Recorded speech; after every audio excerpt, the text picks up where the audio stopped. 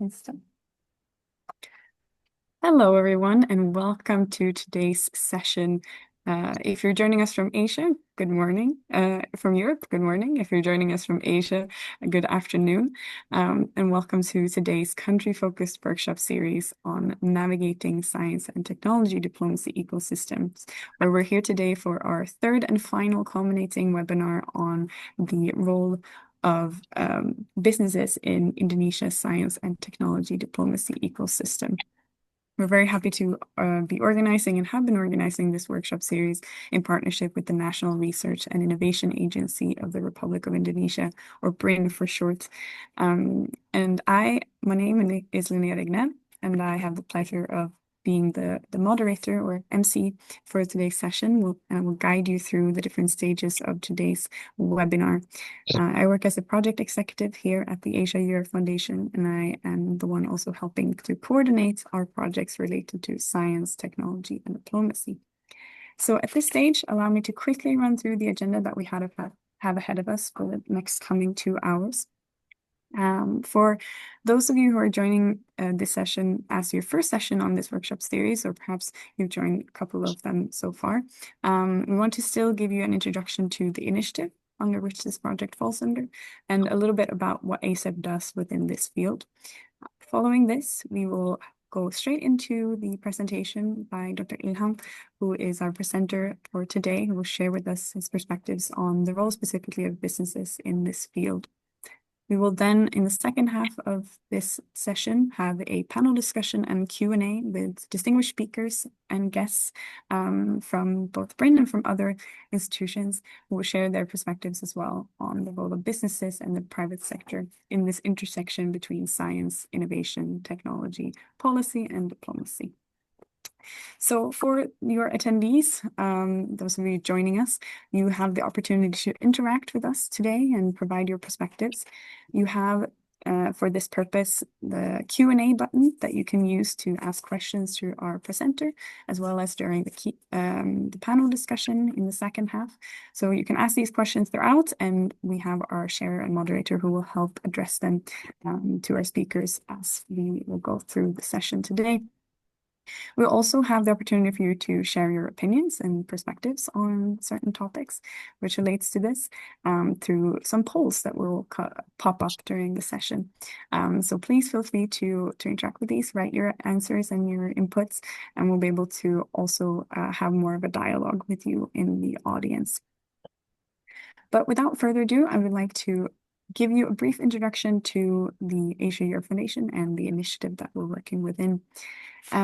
So as many of you may or may not know, the Asia Europe Foundation, or ASEF for short, is an intergovernmental organization which works specifically to strengthen mutual understanding and cooperation between the two regions. And we do so across a number of different thematic areas.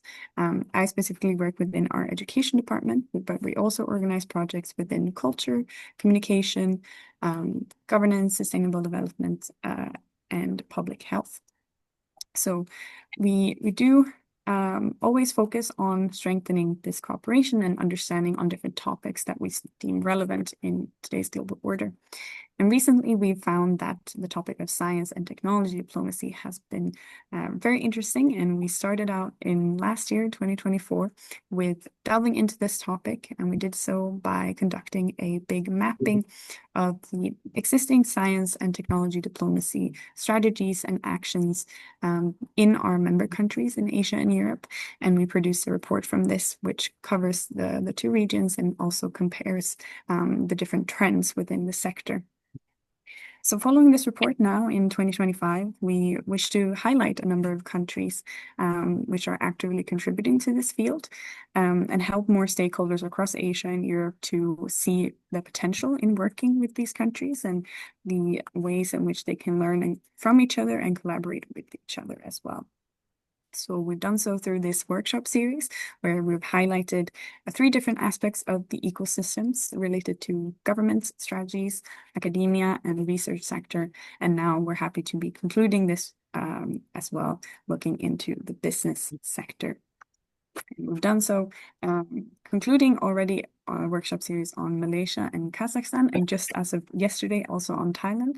And today we'll conclude our fourth and final workshop on Indonesia. But with that introduction, I believe that we're ready to hear from the experts of today's session. And I would like to take this opportunity to hand over the floor to our introductory lecturer today. But before that, allow me to give him a brief introduction to contextualize his experience. So Dr. Ilham Akbar Habibi is the co-founder and shareholder of PLT Iltabi Reklama, and which is a private investment company in Indonesia, which he joined as the president director in 2002, and starting in 2021, he also became the chairman of the company. Dr. Ilham is also a co-founder and chairman of board of trustees of the Habibi Center, and currently he's also heading Vanticanas, the National ICT Council of Indonesia, as its chief executive. This is a government advisory body which includes cross-sectoral participation of ministries and other partners from businesses, academia, and civil society organizations. So whilst we're today focusing on business, Dr. Ilham brings here an experience from also covering the other sectors which we have already covered in this workshop series. His earlier professional background includes aerospace companies, which includes here Boeing in the US and IPNT in Indonesia. Prior to that, he's also been a lecturer and researcher at the Institute for Fluid Mechanics at the Technical University of Munich in Germany. He is also the president of the Institution of Engineers in Indonesia, currently serving until 2027. His other current organizational activities include heading the International Chamber of Commerce in Indonesia and the Indonesian Muslim Entrepreneur Association, where being responsible for the field of research and technology at the Indonesian Chamber of Commerce and Industry. With this professional background, he also holds a very strong academic background with a doctoral engineer title in aeronautical engineering from the Technical University of Munich and an MBA from the University of Chicago in the United States. So with that professional and academic background and knowledge, I would like to give the floor over to Dr. Ilham for his presentation today. Thank you for being with us.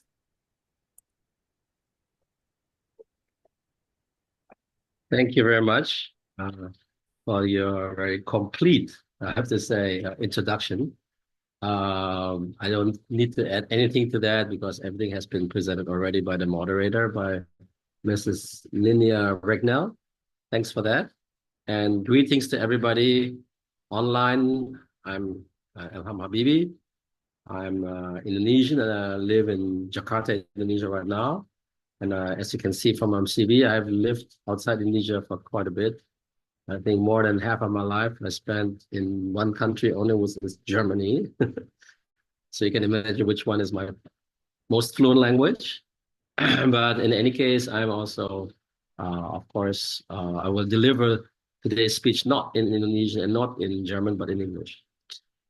So basically, my professional background is really being an engineer. Yeah, so to sum it up, I'm an engineer, and I'm an engineer which has taught at university, has done research at university, not only in Germany, a very long time actually, but also in Indonesia. That has not been said in the introduction, but it's not a very long time. I did that for 2 years.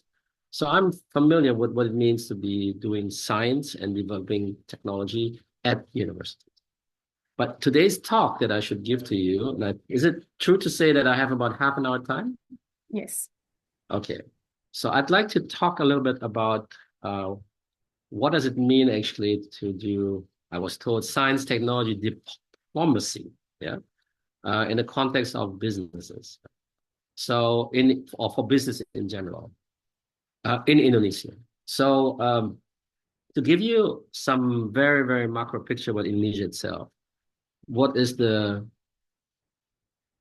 character of Indonesia's economy and what are the businesses doing mostly in our economy in Indonesia in order to develop themselves and create value for Indonesia and basically from year to year develop Indonesia towards our goal, which becoming a developed country, hopefully by 2045.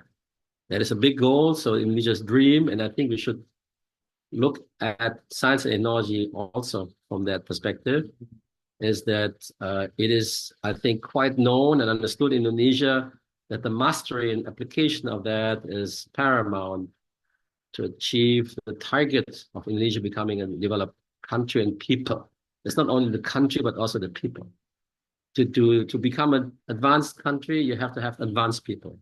And it's only advanced people or developed people that can use and develop and master science and technology. And that is in all sectors of life. Look at the multiple helix. Of course, you need it in business, but also in academia, in government, also in the civil society organization sector, like Habibi Center is actually an NGO. We need that level of sophistication as well. So science, technology, mastery, application, and development is an expression of the development stage of any society in any country. So Indonesia is now a G20 country when it comes to economy. We're in fact about 16th, I think. We are just about $1 trillion economic size of our economy. And we are growing at the moment a little less than 5%, which is not very to many people's dismay. In Indonesia, usually we grow at beyond 5%, but now it's below. But our aim is to grow at 8%. And I always tell people that in order to do that, you need to have a strong industry. Right now, our industry is, I would say, medium or even less than medium. We have some strong industrial sectors, but overall, I think Indonesia economy does not rest on the shoulders of the strength of its industry, but particularly on the consumers and also of the export of our commodities. Indonesia is a country that is well endowed with all kinds of natural resources, be it agro or maritime or energy or others. And then in some cases, we have a very strong market position, not only in the region, but worldwide. To give you an example, Indonesia delivers more than 50% of palm oil all over the world, 50% plus. We have also more than 50% of the nickel resources in the world, et cetera, et cetera. There is so much that we have in Indonesia. But again, in my personal view, and also in the view of many in Indonesia, and I hope includes in the government, this is far not enough in order to make Indonesia a developed country and people. It is important, it's paramount to master, develop, and apply science and technology. And apply where? Particularly in the business sector, of course. But business needs to collaborate with the other parts of the multiple helix, meaning with academia and also with the government itself. So how do we do this thing? So in Indonesia, if you look at the history of science technology in Indonesia when it comes to businesses, you can say that there's basically two streams. Either we have the resource available in Indonesia in abundance or in certain amounts, and then we develop the science technology needed for that in order to go further downstream. There's a large government program at the moment ongoing since some years. In Indonesian language, we call this hilirisasi, which is basically downstreaming. So start from the upstream, from the mineral, from the agricultural product, from the maritime product, and go further downstream until we have enough value add that can be used or exported.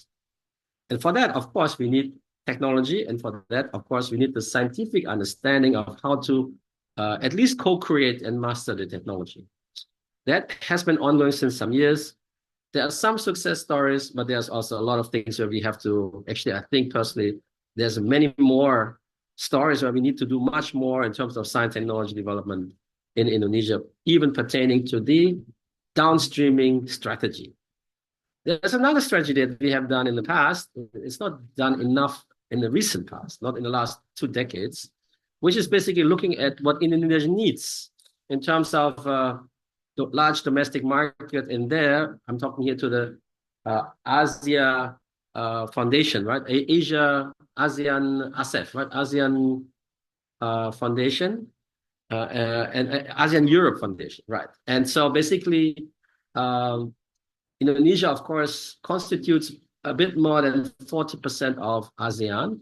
So it's a heavyweight, 40% out of now soon to be 11 countries. There's only one country, which is Indonesia, meaning to say the domestic market of Indonesia is a very big portion of ASEAN. So the other strategy that we have done in the past is basically looking at what does Indonesia/ASEAN need in terms of product and services. And based on the need of that, we tried, and sometimes successfully, sometimes not so successfully, to deliver those, creating those products and services as much as we can in Indonesia. To give you some examples, we did that for airplanes, for ships, for trains, for boilers, for, I don't know, the list is very long.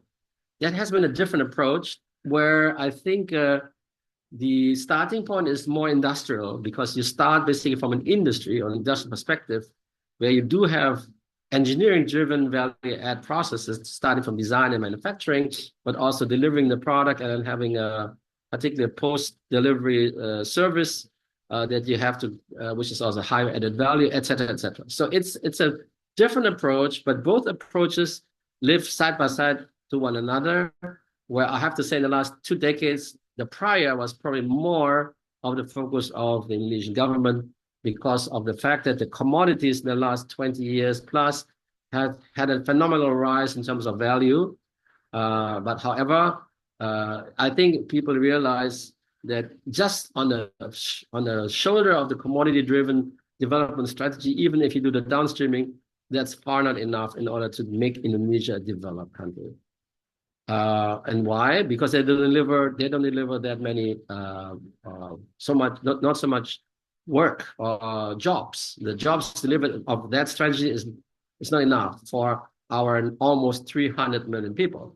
So Indonesia is a very big country, also not only in terms of size. From west to east, we have about 5,500 kilometers, but it's also it's in terms of numbers of people. Population at the moment is standing at 285 plus, soon to be more than 300, maybe stabilizing at around 330, 340 million people in a few decades. Yeah? So yeah, that is a very big market that can be used in order to supply products and services that we at least co-create in Indonesia. In some cases, it's really our own product, where we have, of course, sometimes international partners. So, so in that regard, it requires certain strategies in order to achieve the final goal. So what kind of areas are we talking about here? I mean, for the future, I've talked about the past. We have focused on transportation sector with several products. There's some other industrial products that, like I mentioned, like boilers, for instance, or others, where Indonesia has done a lot of development in Indonesia, science and technology development for those products. Also airplanes, ships, railroad, even defense industry. Everything has been done in Indonesia already. Of course, that was in the past. We have to do more in order to be sufficiently enough competitive for the future. But we do have some experience how to do this. Other areas that are important for the future, which I think might be relevant to discuss today, is, for instance, areas of the renewable energy. Indonesia is a haven for that. Indonesia is maybe is at the moment the second largest producer of energy or renewable energy based on geothermal. And our ambition is to become #1 in the world. We are only second to the United States.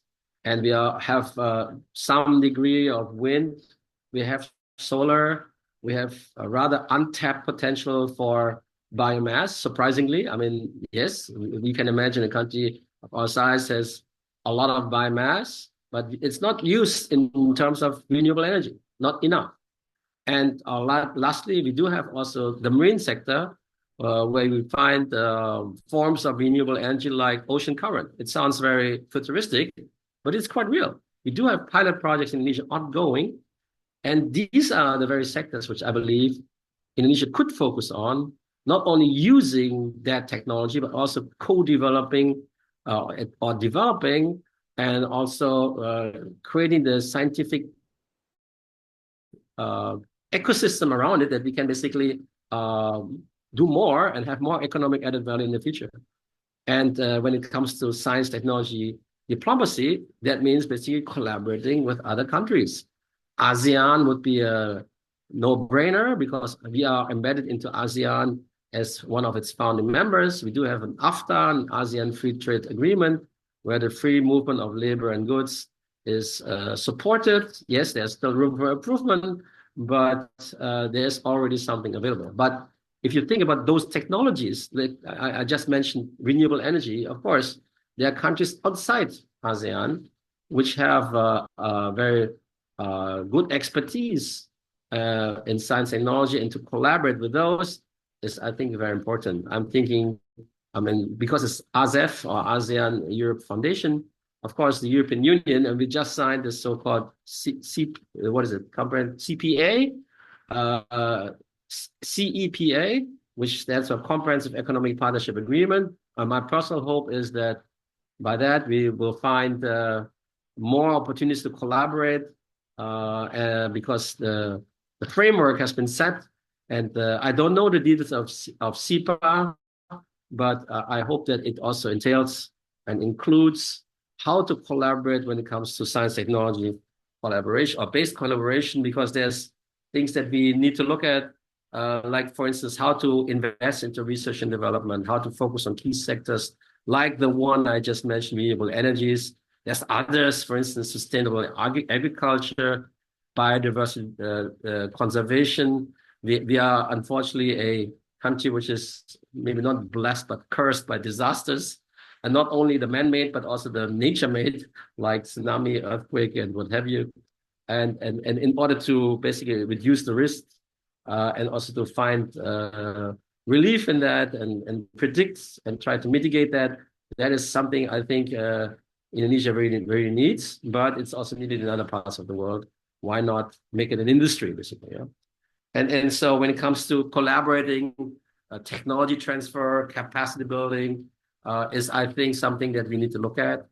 And that means that developing human capital, which in Indonesia means the system itself, how we educate our young Indonesians when it comes to things related to science and technology. We all talk about STEM, science, technology, engineering, mathematics-based education, which does not only mean that we focus on the various, not only the lectures or the theories, but also the way we teach. So to the best of my knowledge, STEM education means also project-based learning. The way of learning has to be different in order to create more enthusiasm among our young Indonesians to embrace those educational programs in order to become an expert in that. Then we need to encourage public-private partnership, and of course also support startups and entrepreneurship in general. Then I was asked in my pre-talks here to also have some comments regarding small and medium-sized enterprises. So if you look at, let me go back to the macro picture. Indonesia is a country that unfortunately does not spend a lot of R&D. It's around about 0.3% of GDP. Yes, the numbers can vary. Some people see even less, some people see even more, a little bit, but not much more. But for sure, it's way below where we should be as a country which claims to be already part of the so-called middle income or upper middle income countries. We should spend at least 1% of our GDP on science, technology, or research and development. That's not the case. Only let's say it's 0.2%. It's actually a little bit more complicated, because if you look at the expenditure, the preferred pattern or the recommended pattern is 2/3 of that should come from private sector, and 1/3 from government. That's about 2/3, 1/3. In Indonesia, more than 80%, almost 90% of that expenditure comes from government, whether it's a government in the form of government enterprises or government in the form of government-led or government-led independent research institutions, or government, basically in government universities, which have also a large R&D sector. But unfortunately, many of those programs that we don't have a lot of R&D programs in Indonesia in general when you measure it in terms of percentage GDP. But even the little that we spend, the vast majority of it is not really correlated enough to what we need in the industry or in the economy. There's a dislink between that. And so basically you can see that we need to structure it differently and also actually implement it differently. So this is not only the general picture. Now think about small, medium-sized enterprises. To give you this a small overview, we have more than 60 million micro, small, and medium-sized enterprises. 60 million plus. Some people say 62, some say 64, whatever. I think it's 60 million is already a big enough number, and it'll be really surprised.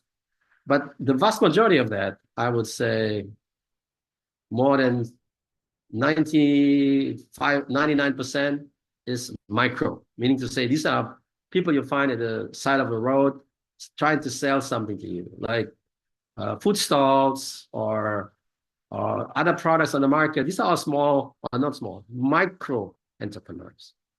And I think the only thing they can do when it comes to science and technology is to get some literacy, to understand how to use tools, better to do the same business that they are doing before. But let's say you sell something on the roadside, but that's happening right now.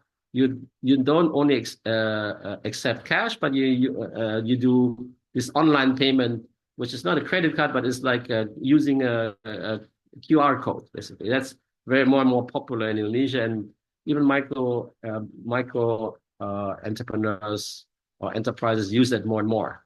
But that's not really development, but it's more the use of science and technology. So literacy of technology, or digital literacy in particular, is, I think, paramount for those many millions of micro entrepreneurs.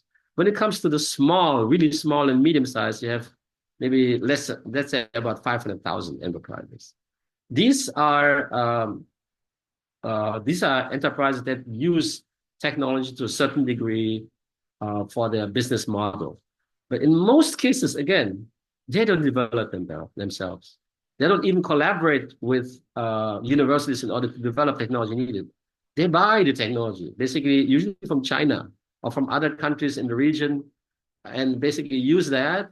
And whenever they need to adjust to the market, they try to find a better version of it, or in some rare cases, develop their own technology. And so you can see that the localization of technology for the small and medium-sized enterprises is really minimal.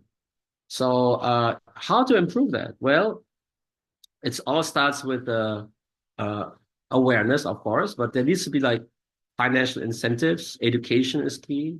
And also the collaboration. I mean, I could imagine that small, medium-sized enterprises for sure don't have the resources to do anything regarding science technology development. So what do?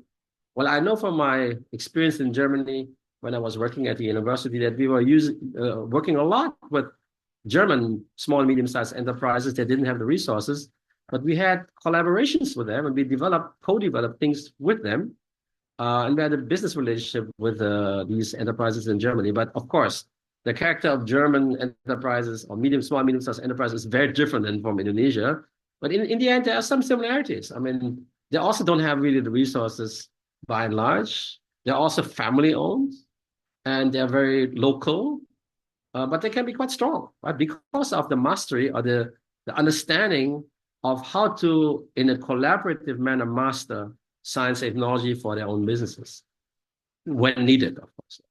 When I think that in Indonesia, I mean, we will more and more develop ourselves into an advanced country, then we will also see that we cannot rely on the current business model to basically sell what we have and improve it a little bit, meaning to say our natural resources, that will not deliver the economic growth, and first and foremost, will not deliver the many jobs that we needed for our millions and millions of Indonesians want all a better future.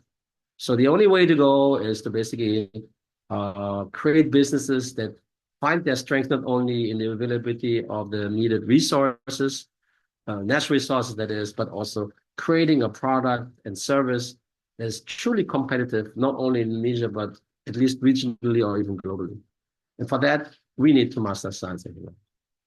And the diplomacy on that, as I said, is basically collaboration with countries that are already at that stage. And that could be countries like I mentioned before, Germany, Japan, Australia, China, South Korea, and others, United States, of course, UK, France, but also looking at how to collaborate within multilateral organizations such as ASEAN itself, or APEC, or United Nations, or there's others. Yeah? And so it's a very complicated picture, and it's very difficult to comprehend that in a very short talk like this. But I think the only way to go is to commit to it on a long term, because nothing can be achieved within short time. There's no jumping around. There's no leapfrogging. Yes, there's leapfrogging of technology, but still the way to acquire something, to educate people, to implement an industry, to get the economic benefit, it needs time. It needs time, consistency. We need to build better institutions.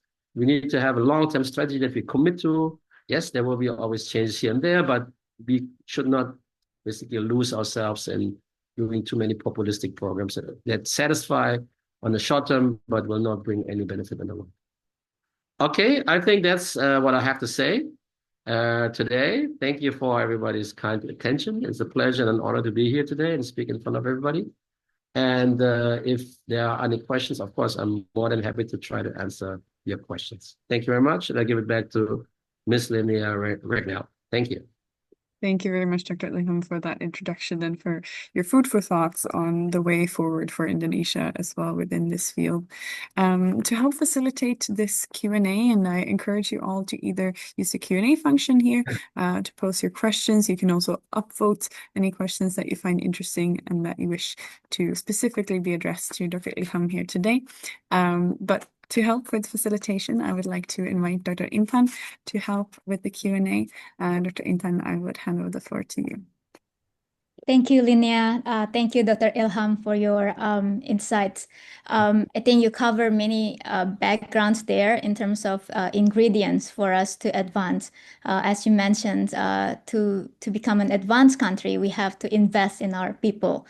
But you also touch on the issue of funding that could be improved, as well as financial incentive. But of course, there are many ingredients. There are many factors to support the role of business in the STI diplomacy. So I'd like to hear your thoughts actually in terms of policies and also the role of technology transfer through international collaborations. What are still missing?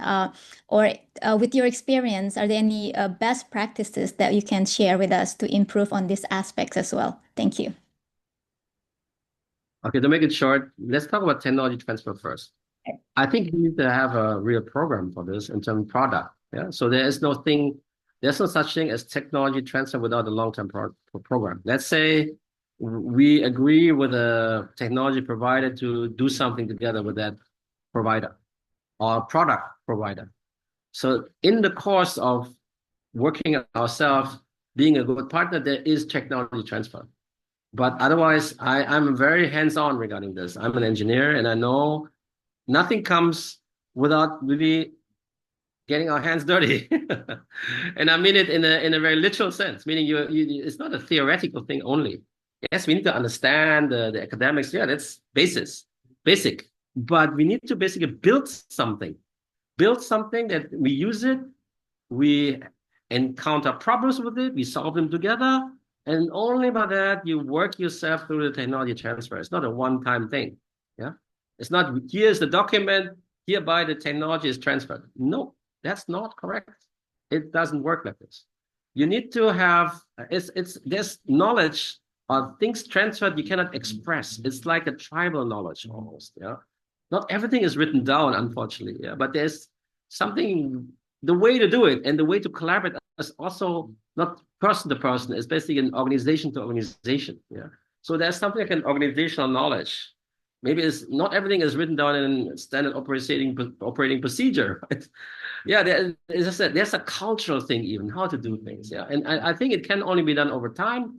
It needs to be practical, as not an example, something that we really use on a day-to-day basis. And it's really used in Indonesia by many people, and then we get a lot of feedback, and then we start to develop. That's basically a transfer process. And what was the first question again? I'm sorry, I forgot. Yeah, no, that's great. I think you highlight on the like you say, time and consistency in the culture. But the first one is also as is related to your answer. We need consistency. We need long-term, Yeah, yeah, stability. How can that's policy? that. What's the role of policy? What can we improve? The policy, exactly. Yes. Yeah, no, yeah, no, I remember. No, the policy, I think, as you said, and as I said before, the main point about the policy is consistency. Yeah? And also, it is an expression of reliability to our partners. We cannot commit to something, and then later, after a year or two, we say, oh, I'm sorry, we have to change because this and that. It doesn't work like this. Technology transfer needs time because it involves people, and it's a learning process, not only of one or two persons, but usually there's a lot of people involved, right? And so it needs time. We need to really think very hard in order to commit to something long term and then stick to it. Yes, there's always changes here and there. I know. I mean, there's always external factors like COVID, for instance. Who would have known COVID before? Yeah, but everybody understands these kind of things. But when it comes to the consistency, I mean that it's something different. Yeah, so we need to really commit to that and really show our partners that we are reliable. And by the way, I think I mentioned this, but I'd like to emphasize that again. The role of so-called public-private partnership is, I think, is always emphasized in Indonesia, but unfortunately, I don't know of too many examples that we have, shining examples where we have a good track record of public-private partnership in Indonesia in the field of science and technology. I haven't seen that. So I think that's something we need to do, and we need to be more consistent about that in the long term. Thank you, Dr. Ilham. I think that's Pleasure. a point of being consistent. But we also live in such a dynamic time these days. For example, the current geopolitical situation, which I know this could be a bit more sensitive, but in terms of the tariff war, for example, which could affect business and trust, as you mentioned, right? So what are your thoughts on perhaps projection in the future on how these uncertainties may affect the role of business in the SDI? Okay, I think, let me give you an analogy. When I talk about consistency, I talk about climate. When we see geopolitics and tariffs, that's the weather. It's much more short term. We have sometimes periods of bad weather, okay? But the climate is something much more long term. Yeah. So I think, yes, I mean, I can't say much about how we resolve geopolitical tension and the tariff war, etc., because what we see today, tomorrow is different again. Yeah. So, but it's as I said, it's like the weather. But what we need to be creating is the right climate. That's much more long term. That's great. I'm a climate scientist myself. I think that's a really great. Good. Excellent. Write the weather, but create the climate, right? Exactly. Another question. Yeah. Of course, with your background as engineers, we talk about sectors such as transportation, renewable energy as potential sectors. But we haven't really talked about what's the role of, for example, creative sectors that people may see as, not hard science, but this is also very important. What's the role of this in Indonesia? As we know, Indonesia is historically has been very strong in arts and creative industry. What's the role of it? What's the opportunities that we have? Okay. There's a few things I'd like to mention in the context of creative industry. In Indonesia, if you talk about creative industry, usually the big three are fashion, handicraft, and food. Yeah, the three. These are the top three. I would say more than 80% of creative industry constitutes only of these three sectors. Yeah. People have other things in mind, like how about movie or film or photography or what have you. In reality, it's not that small, not that big. Yeah? So the big ones are these three. Food, fashion, and handicraft. Yeah. So now, what can we do in order to adhere to our traditions and culture? I think for all three, there's something like a design principle that we call local wisdom. Yeah. So this local wisdom creates a basis for creativity because we use that as a starting point in order to innovate. But how do we innovate? Wow, there comes technology into play, right? The how is, for instance, of course, there's something digital, right? Of course, there's something that has to do with the climate, meaning you have to be sustainable at the same time. Of course, there's something like what we call human-centric. Of course, there's something what we call regenerative.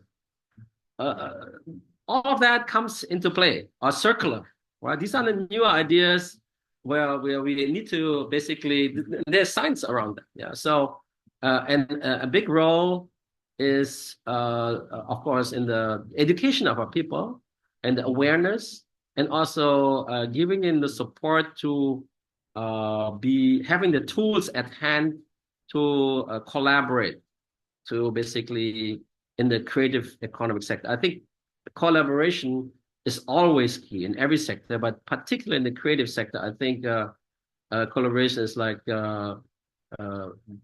it's a precondition. Without that, you can't do much. Yeah? So you need always to collaborate in the creative sector even more than in the other sectors. And collaboration is something that most Indonesians have been trying since they're young kids. Yeah, the so-called gotong royong is, I think, something very inherent in most Indonesians, and so yeah, that's not the issue for most Indonesians.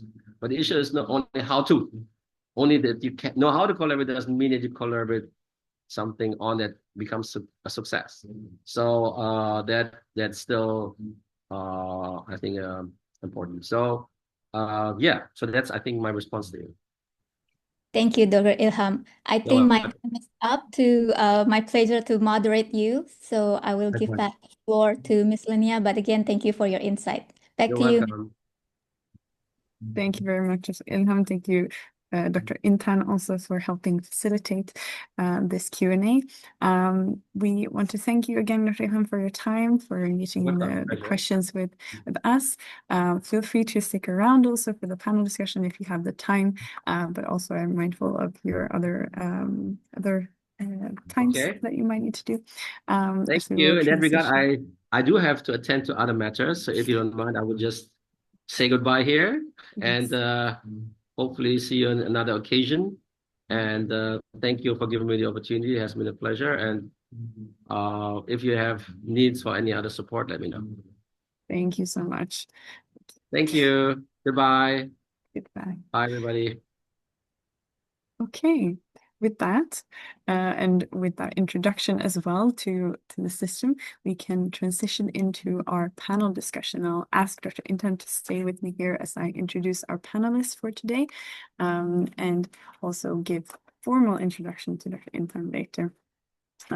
But first, joining us today, all the way from Europe, so we'll have some representation also from partners there, is our first panelist today, which is Dr. Peter Eisner, who earned his diploma and degree in process engineering, his PhD and his habilitation thesis, all at the Technical University of Munich in Germany.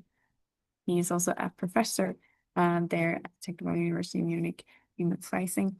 In his current role at Fraunhofer Institute for Process Engineering and Packaging, he is the Deputy Director and responsible for the international activities and for all aspects of technology transfer, such as patenting, licensing, and founding of startups.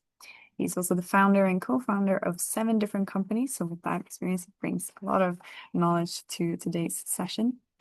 In Brazil, he's also heading the Fraunhofer Innovation Platform for a new food system at ITA, which is located there since 2014 at the Institute of Food Technology in Campinas, Sao Paulo. He has a long-term expertise in food protein research, where he published many research papers, technical papers, and have also more than 75 patent applications. And in November in 2014, alongside of Stephanie Mittenmeier and Katrin Petersen, he was awarded with the Federal German President's Award for Innovation in Science and Technology. With that, thank you so much, Peter Agnes, for being with us here today. Our second panelist I would like to introduce to you is Mrs. Josephine Sationo, who is the Executive Director at the UN Global Compact Network of Indonesia and the Regional Network Council Chair for Asia and Oceania at the UN Global Compact.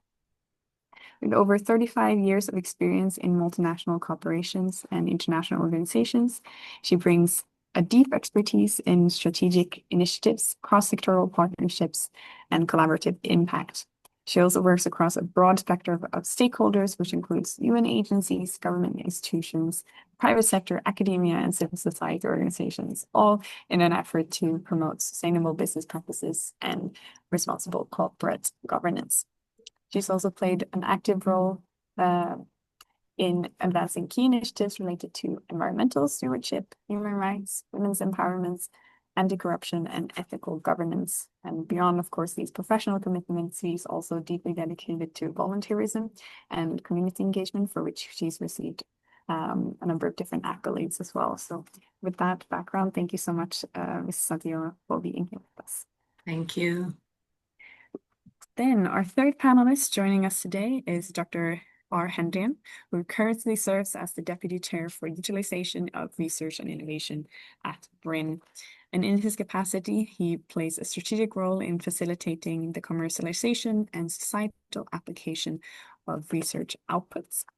His responsibilities at BRIN and his role includes overseeing national initiatives, which relates to resource utilization, strengthening also cooperation between BRIN and external stakeholders as well. In terms of his academic background, Dr. Hendrian holds a bachelor's degree from the University of Indonesia, a master's degree from Leiden University in the Netherlands, and a doctoral degree from Tokyo University of Architecture in Japan. So very international experience there as well.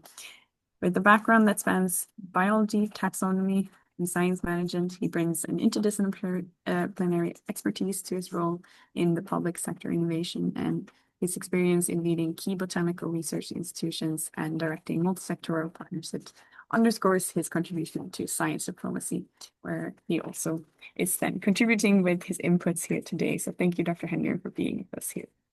You're welcome, Ms. Regnam. Thank you.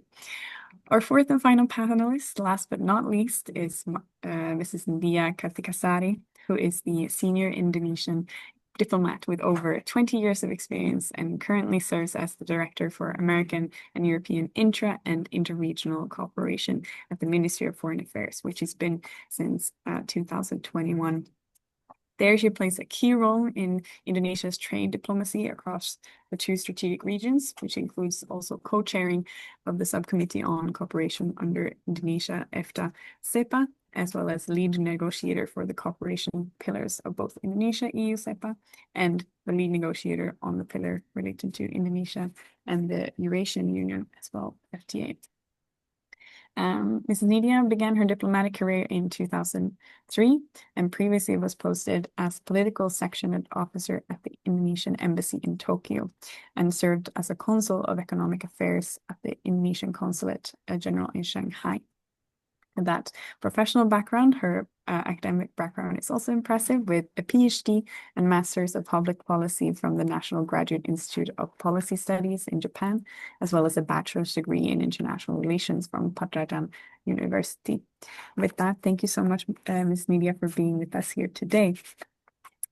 With those introductions, allow me to also formally introduce our chair of today's panel, who's already done an excellent job in moderating the Q&A with our presenter in the beginning, Dr. Intan Sukinotari, who is a senior researcher and the head of Research Center for Deep Sea at the BRIN. And she received her BA from Wesleyan University and PhD from Georgia Institute of Technology.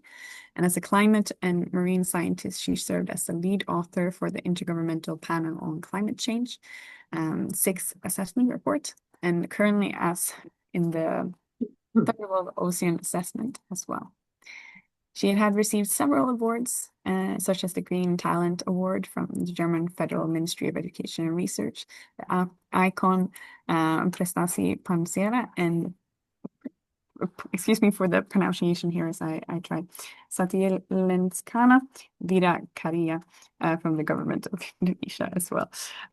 With that, I would like to stop here and hand over the floor again to Dr. Intan for this day's moderation.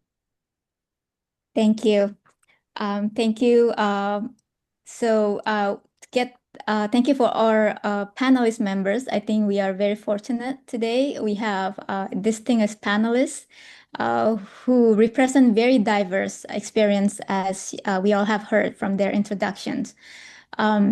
So to get our conversation started, I'd like to ask our panelists to briefly enlighten our audience on how your institutions and your current role. I'm sure many of you have different hats in your career, but in your current role within your institutions, how your institutions and your current role facilitate the business sectors in the STI diplomacy. To facilitate this, maybe I can give the first floor to actually Dr. Nidia from our Foreign Minister Office. So Dr. Nidia, the first floor to you. Thank you very much for the questions, and thank you very much for the kind introduction to Linnea. So yes, in diplomacy, it is science, technology, and innovation is very important in diplomacy, and this is also very important in the priority of the current government. The current government with ASEFSciTech, science and technology and innovation diplomacy is in line with ASEFSciTech point number 4, which emphasized the development of human resources, science and technology, education, health, and social inclusion as a national priority. And the private sector is always an important partner in advancing science, technology, and innovation diplomacy. There are few examples that Ministry of Foreign Affairs, especially our office, has initiated or facilitated in recent years, just to name a few. Just like what Dr. Ilham Habibi mentioned earlier about the SEPA or the trade agreement, and that's what we did as well. So in every trade agreement, there should be a cooperation chapter, or it's different names for different trade agreement.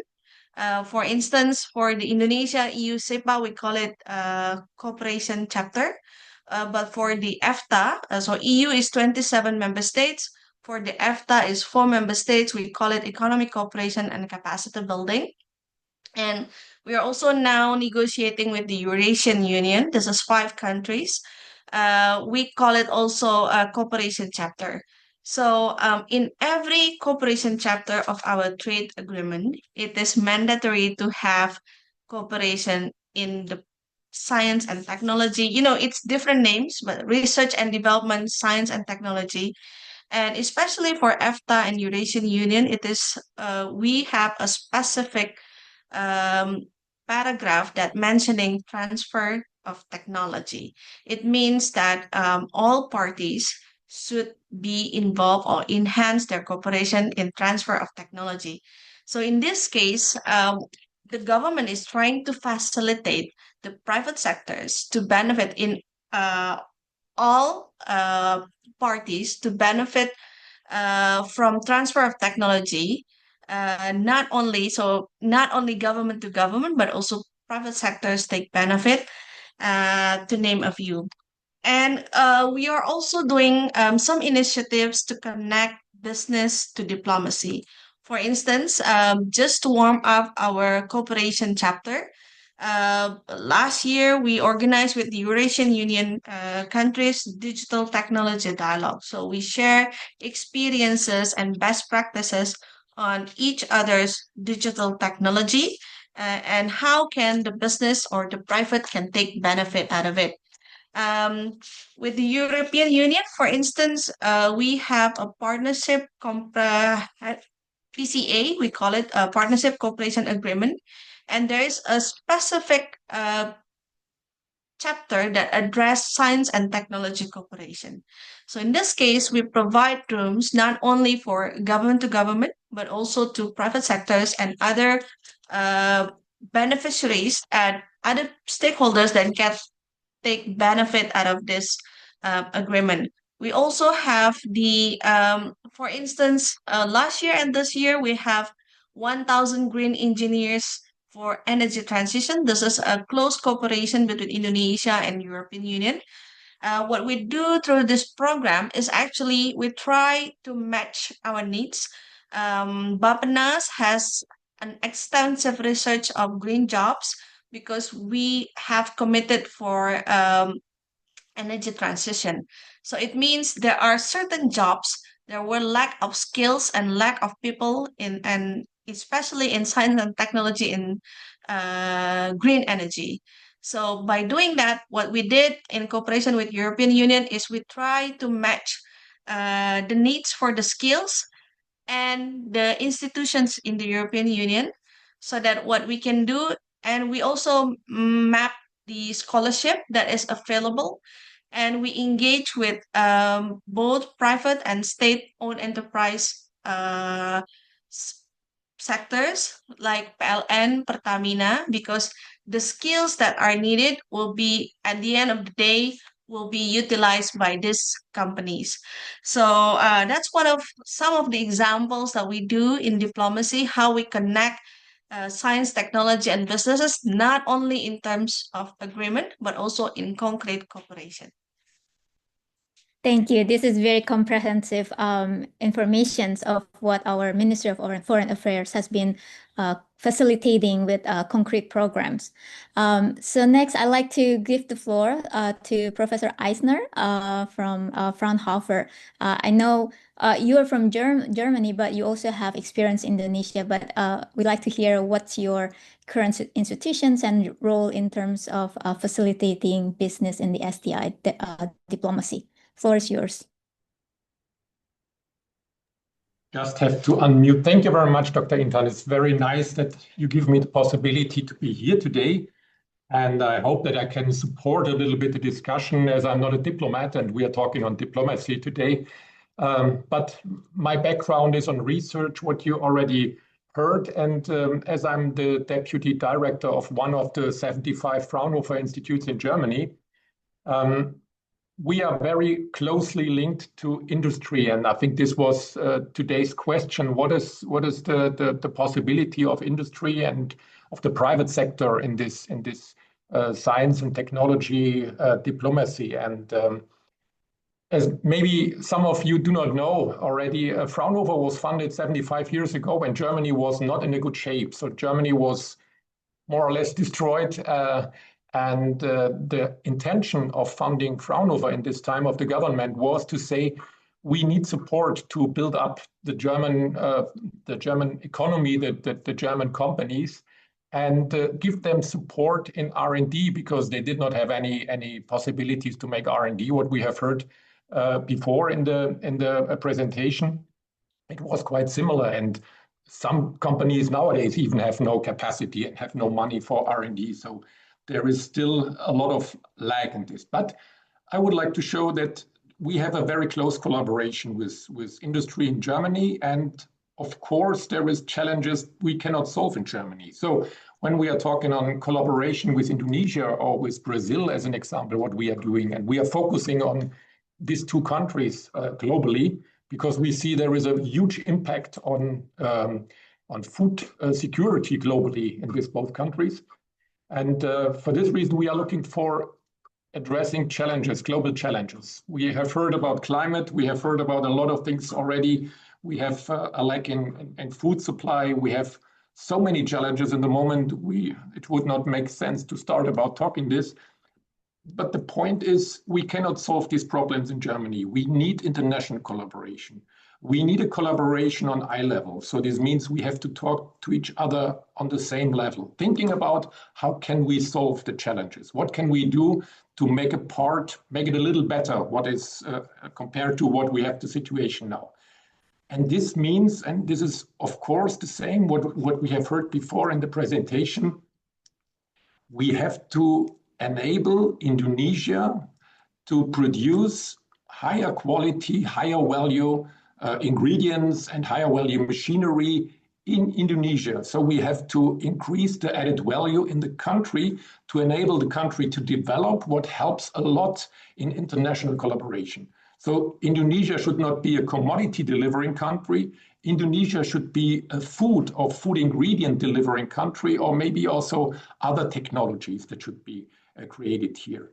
And the benefit for sustainability is very simple what is behind. When we are talking on, as an example, palm oil, everybody knows palm is a huge discussion, and I have to apologize that I'm coming from Europe because Europe does not play a very intelligent role in this game. But this is not my decision. So I'm only here for making research and trying to do a little diplomacy and excusing for some mistakes that are done in Brussels. But when we are talking on palm, we can do a lot of things wrong when we are producing palm trees, when we are producing palm oil, because we isolatedly look on the palm oil itself. And we say we produce palm trees, we harvest the fruits, we process them, and in the end, we use just the palm oil. But the palm tree and the fruits contain much more than only oil. We have fibers, we have secondary plant metabolites, we have a lot of carotenoids, what we know from the effluents in the end. So there is much more value what is produced from nature. We should only use. As an example that you can have an imagination what I'm talking about. In Brazil, we had the situation that there was a huge production in a country where they produce a lot of soybeans of sunflowers. And the sunflower kernels were used, they pressed the oil and they sold the oil, and the residue, they didn't know what to do because there were no animals they could feed it. So they produced a huge amount of waste. We came there and discussed what can we do? And one of the ideas was that we say, let's use the protein, what is inside. So we developed together with our Brazilian friends, we developed a technology to get the pure protein out of the sunflower kernels. So in the end, we had protein and we had oil, and the protein value was much higher than the value of the oil. So we could more than double the value added by producing the same amount of sunflower kernels. And this is what I mean when we would like to collaborate with Indonesia.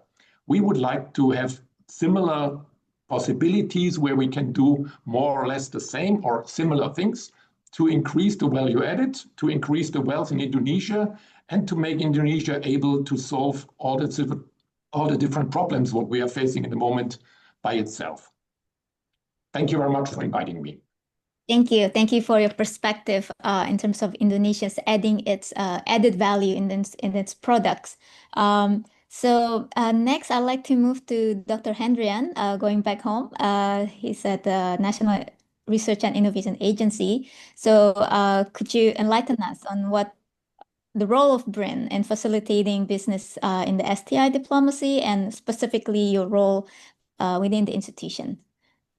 Pak Hendrian, floor is yours. Yeah, thank you very much, Ibu Intan, the chairperson.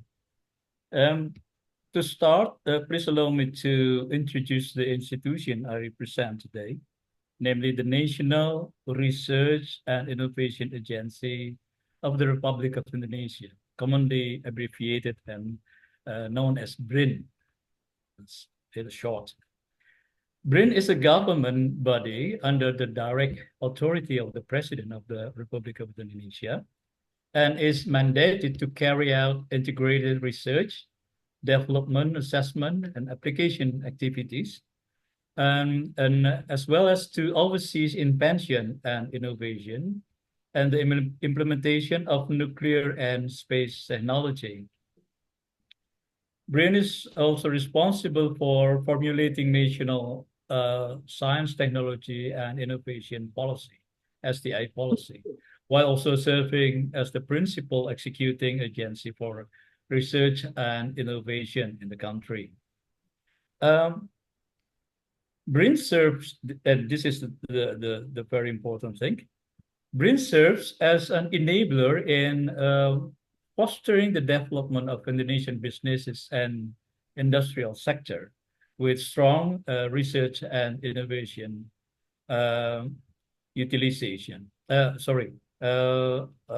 capabilities.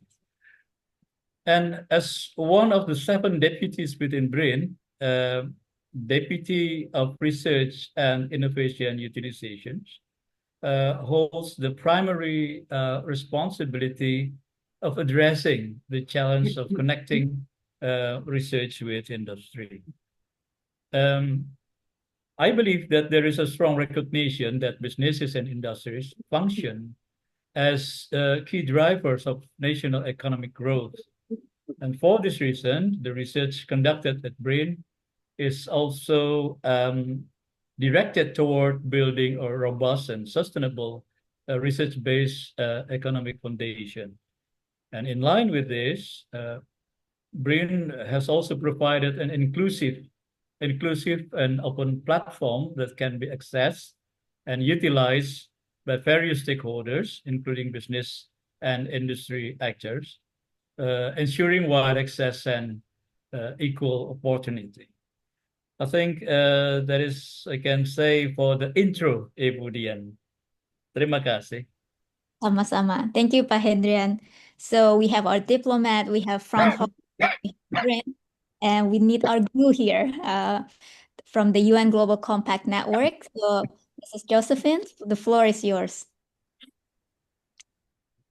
Thank you, Dr. Intan, Professor Eisner, Pak Hendrian, Dr. Nidia. It's a pleasure and an honor to be here with you today. At the UN Global Compact in Indonesia, we call ourselves IGCN. Our core mission is to mobilize the private sector to align their business strategy and operations with the 10 principles of the UN Global Compact and contribute meaningfully to the SDGs.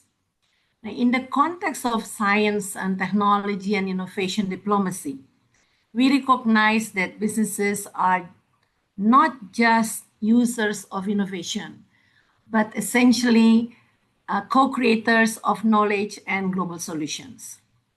Just we've engaged in many different, diplomacy with the Global Compact in Indonesia. But just to name a few, just recently, we support Indonesia to take an important and strategic role.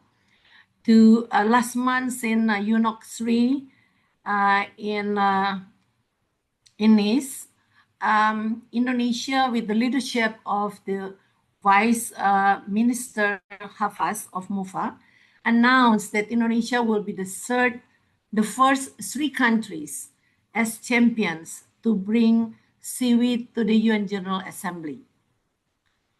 Official launch is scheduled to take place in Unga in September. But this is the role that we, the Global Compact, among others, in collaboration with other UN agencies like UNIDO, FAO, UNEP, UNIDO, UNEP, UN Global Compact. Yeah, so we support governments to take leadership and an important role to bring in this seaweed topic to UN General Assembly. And we just also launched the Ocean Center last week in collaboration with Bapenas and start a long-term initiative to bring in safety and healthy of the ocean business. We also facilitated National Roundtable on food system just 2 weeks ago in the preparation of the upcoming Food Summit in Addis Ababa taking place next week, as we all know. A key initiative that reflects our commitment also is the SDG Innovation Accelerator Program for Young Professionals. We call it SDGI. And we're working very closely also with Dr. Hendrian and the team in BRIN to bring in this global flagship program of the UN Global Compact to be implemented in country networks, including Indonesia. It empowers young professionals working in companies to develop and pilot SDG-aligned, innovation-driven business solutions. What we do this through a structured 9-month journey that blends SDG deep dives to align with company and sustainability priorities with 5 modules that they learn. We talk about like design thinking and stakeholder mapping workshop. We do mentorship program, mentorship from business leaders, public sector experts and scientists, collaboration with institutions like BRIN to ensure scientific rigor, final pitching on innovation to company executive and potential partners. Now, this is more than just capacity building. It's a model for embedding science-based innovation within the DNA of business strategy and a concrete form of business-driven science, technology, innovation, diplomacy. Key impact statistics of the SDG program that we've run over the last 3 years from 2023, 2024, and this year. We have 3 cohorts completed with about 50 plus innovation projects that involves around 37 environmental projects, 15 social projects, and 2 governance, involving 200 plus young professionals from participating companies in Indonesia. Not to mention globally, we have thousands of young professionals involved as young innovators. About 50 plus Indonesian companies in Indonesia alone across energy, finance, manufacturing, logistic sector, in collaboration, of course, with BRIN. Example of projects we have, like, in the first year, 2023, there's a very important and very good, excellent project that we can share here, where the young innovators from PLN, they working on a pilot project that they called SuperSun. Now, SuperSun is an innovative clean energy solution designed to provide reliable and affordable electricity to households in Indonesia's 3T areas. 3Ts is frontier, outermost, and least developed areas, with a small village in Papua called Yarweser as a pilot. Now, it functions as a personal power plant using solar energy, enhanced with hybrid sources like wind and pico hydro, energy storage, and a smart DC microgrid for 24/7 power supply and peer-to-peer energy exchange. So, to go further, SuperSun also features a real-time monitoring system accessible even via low-speed network like 2G/H, allowing remote support and cost-efficient maintenance, with investment costs significantly lower than diesel or communal solar plants. It minimizes infrastructure needs and offers equal tariffs nationwide. This combination of technological innovation, cost efficiency, and social equity makes SuperSun a breakthrough in expanding access to clean energy. That is just one example of about 50 plus project that has gone so far. We believe this accelerator is a replicable model of how businesses can meaningfully participate in STI diplomacy, not only at the implementation level, but also at the innovation and policy dialogue level. Yeah, that's from me. Thank you. Thank you, Mrs. Josephine, and providing these examples also to the programs in your institutions. So before we ask our panelists further for their insight, we'd like to invite our audience. We'd like to hear your thoughts.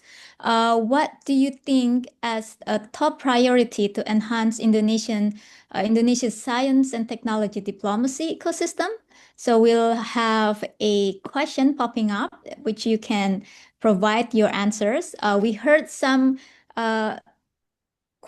some examples from Dr. Ilham as well, but we'd like to hear your thoughts, and we actually will share this at the end of our session. And also, don't forget, if you have any questions, please put your questions in the Q&A box.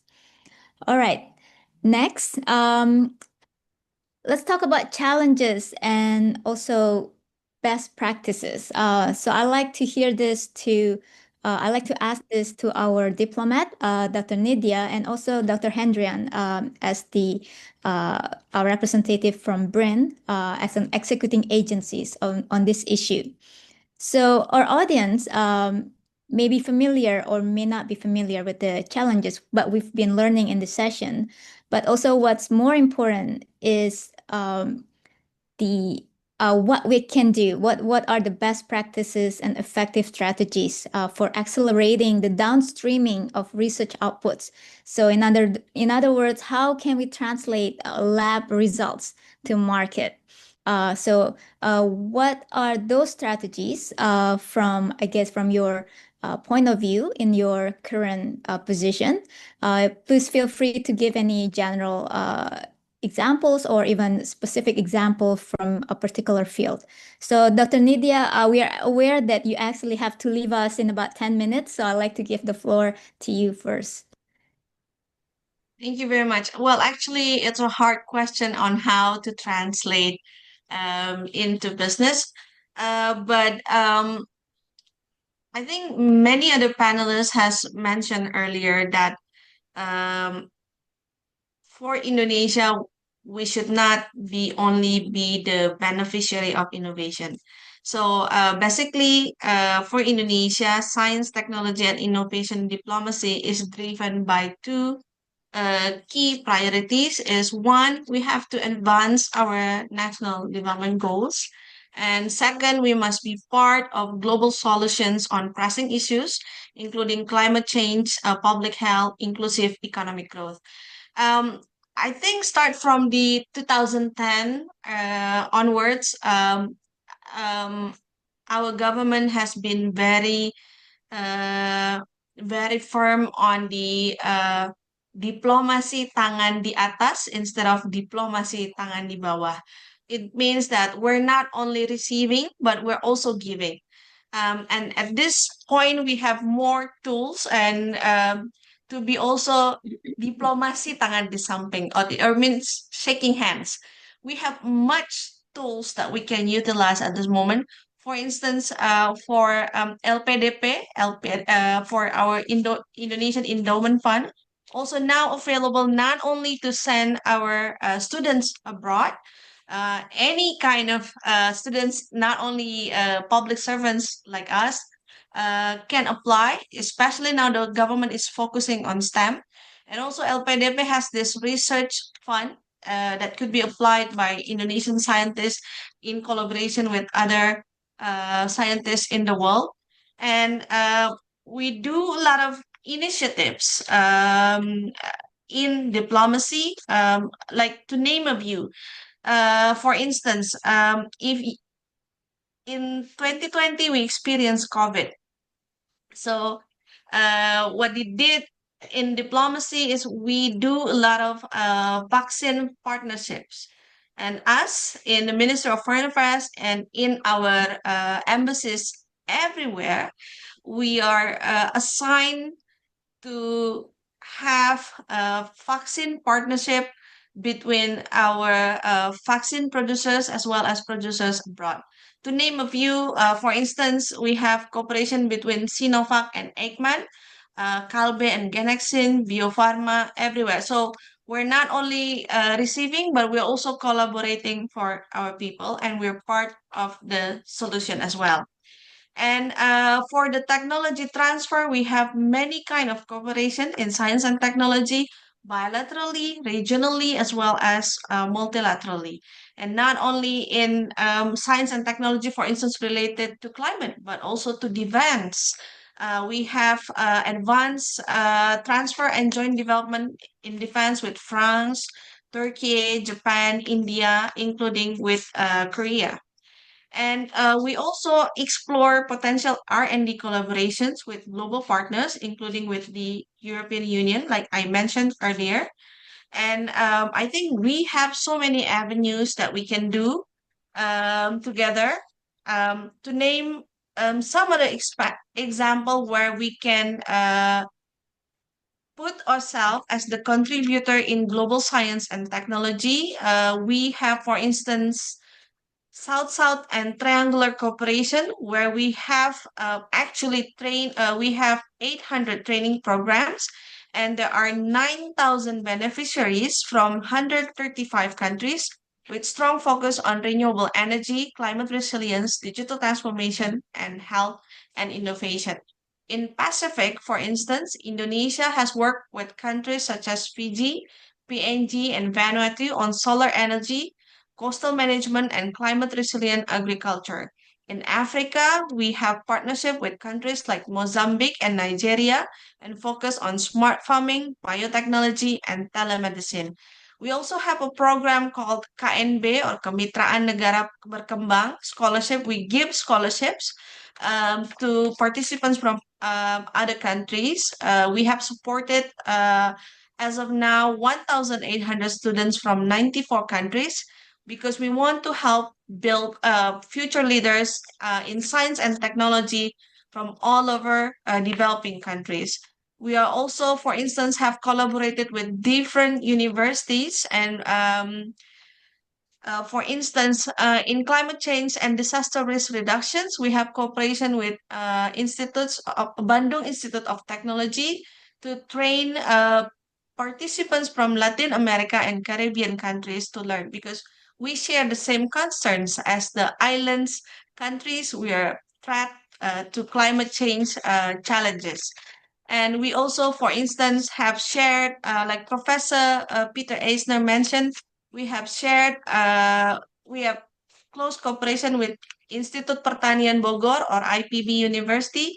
Last year, we share our best practices in palm oil agriculture. This year, we share our best practices in sustainable coffee and cacao agriculture.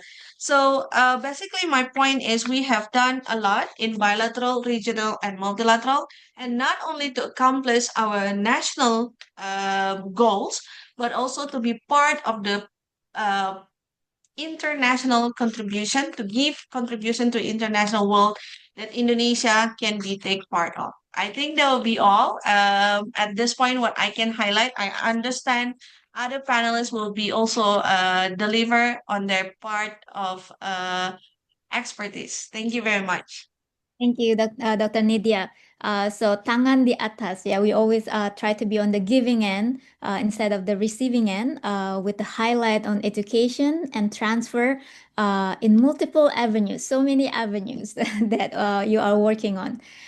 So I'd like to ask the same question to Dr. Hendrian, but also, not only the best practices, but how does it also translate in terms of Indonesia's positioning in science diplomacy? I know your job is right on this aspect, so the floor is yours.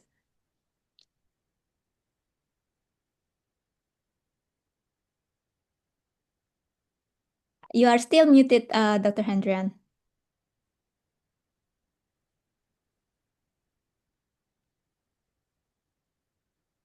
Bapak Hendrian, your voice is still muted. I'm sorry. Oh, sorry. No, Sorry, we're sorry. back. Yeah, sorry. Sorry, you have to Yeah. make it repeated. Okay.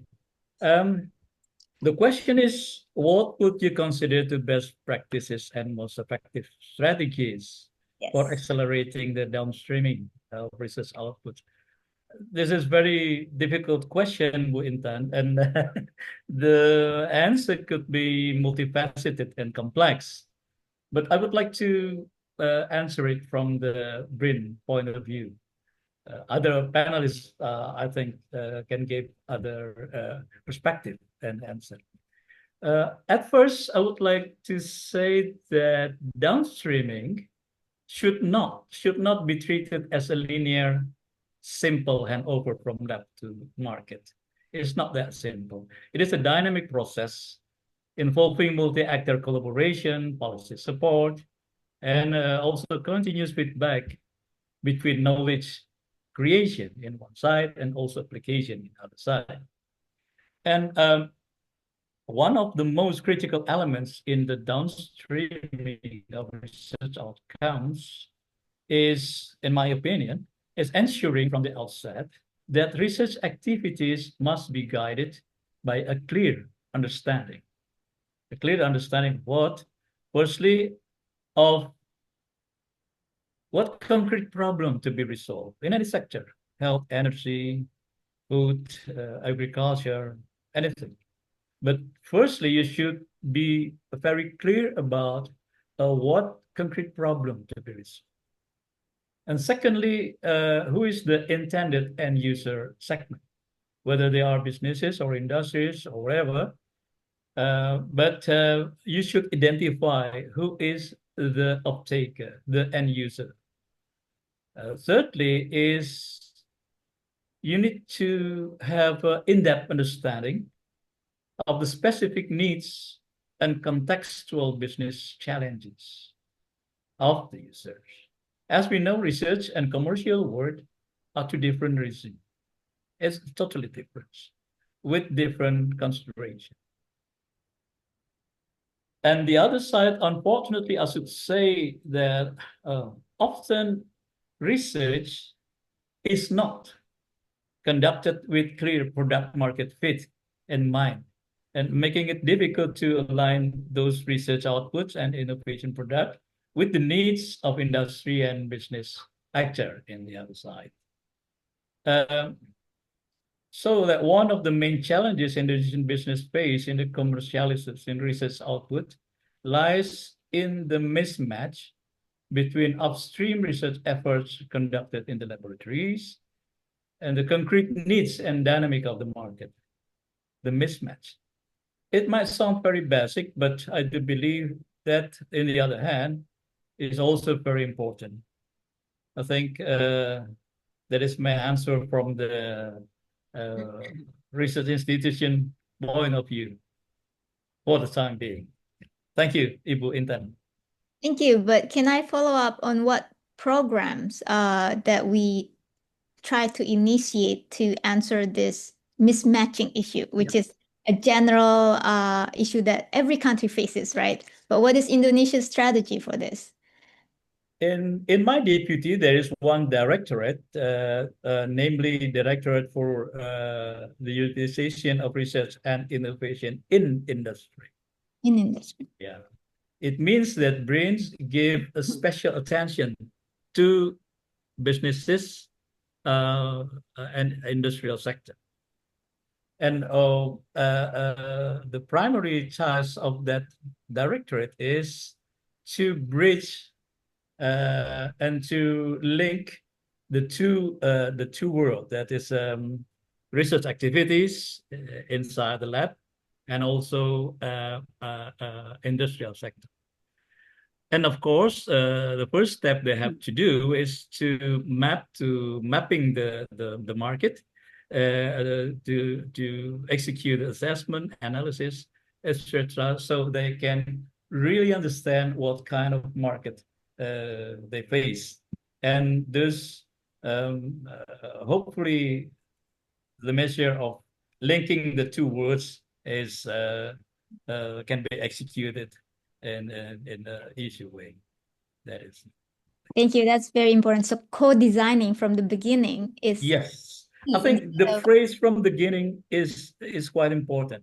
Yes. Okay. So before you start the research, you should have a clear understanding of what will you do with that.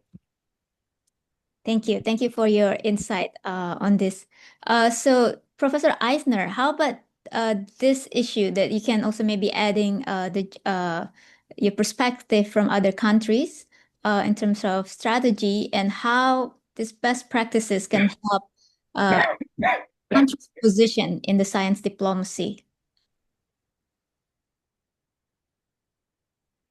Yeah, thank you for the question. But first of all, Dr. Hendrian, I would like to underline an information what I got today from our legal department, that the MOU that we are planning between Fraunhofer and BRIN was signed some days ago, so that we now have a signed MOU for both sides. And you know that we make a celebration in 4 weeks at BRIN headquarters, so it would be great that we could meet there. for celebrating our MOU. But this is not my question I was asked. So just to underline this very positive message what I got from our legal department today. Yeah, the challenges what we are facing are more or less the same. The problem is that scientists are not business people. So scientists have a specific DNA. They would like to dig and dig deeper and Different deeper. DNA, I think, Professor. They would like to learn how a world is functioning, but they are not interested in some stupid things like business. So it is a very complicated thing to try to bring the business inside the heads of the scientists, because they are not interested. Most of them are not interested in patents and something like this. They would like to write papers. They don't want to write patents. But investors need patents because they would like to have a protection of their money in the first years of processing. So we need the patents. Definitely. For this reason, this is a very long procedure to try to pick out the best ones, because you cannot transfer all scientists into business people. You have to pick out the ones that are able to do this. So then we have to identify the ones that have a nice idea, that are thinking with the business, they are thinking in markets, not only thinking in laboratory. And then we have to give them the opportunity to bring the technology to industry, or even to make their own startup. So this is also something what some people are willing to do. Yeah. Not everybody, I would say 10% of our scientists have interest in something like this. But then we need, of course, special programs. So this means, first of all, they have to pitch. We have a so-called AHEAD program at Fraunhofer, where people from all the institutes can go to the headquarters, and they collect everybody who is interested, also investors, to listen to these young researchers. What is their ideas? Do they have some solution for a problem in the market? And so they can pitch, and then they learn very quickly that it is absolutely wrong what they are doing, or maybe this is not typical for the business. So they have to prepare what you mentioned, Dr. Adrian. They have to prepare what is the problem they would like to solve. What is the solution? What is my customer? What is my first product I would like to sell in the market? Yeah. So they have to answer a lot of things. They even do not know the question before. And this is a long process, and this is fortunately funded only with a small money from Fraunhofer, but this is funded so that the people can learn step by step how business is working, so that they can present the idea to industry or to investors. And I think this is very important, that they learn step by step how to do this. And I think this is a nice approach, but unfortunately, maybe 3 of 10 startups are successful. And we know that not all of them can succeed. Can I add some more information, Bu Intan? Yeah, please feel free. Yeah, there are 2 approaches, Professor Eisner. Firstly, like I mentioned before, we asked them to try to knowing and mapping the market. But the other approach is to encourage and invite our partner in industry to come to the laboratory and bring their problems. Here we have a problem, specific problems. This is the challenge. Could you help us with the solution, etc., etc.? I think there are 2 processes that can be combined in time. So it's not only one-way approach. No, yeah. Pushing the researcher who is like Professor Eisner said, it's a very different DNA. Okay, this I encourage and invite industry to come to BRIN and bring their problems, bring their challenge, and ask the researcher what kind of solution they have to solve this problem in the business and industry. Yeah. The challenge we know here from Germany is, if you ask the companies, they say we have no problems. We are a great company and we do not have any problems. So we need no help from you. So the complicated thing is how to come so close to the people that they are starting to be open, that they are saying, okay, some problems we are facing and maybe you could help us in this or in this. project.